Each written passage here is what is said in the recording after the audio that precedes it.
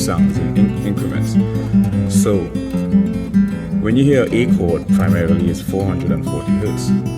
That is the number of waves that occurs per cycle. Hertz was actually named after a person.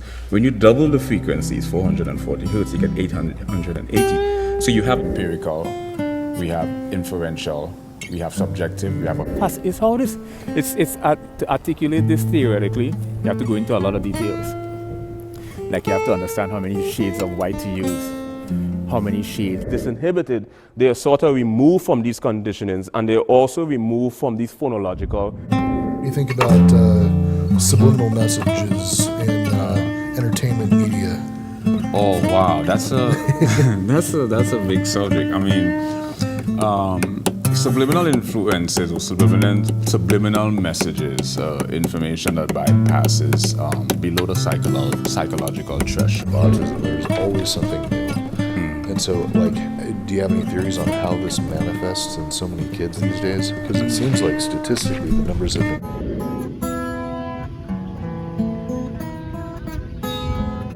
Is augmented, modified, or augmented. Emotional fluctuation. You have former.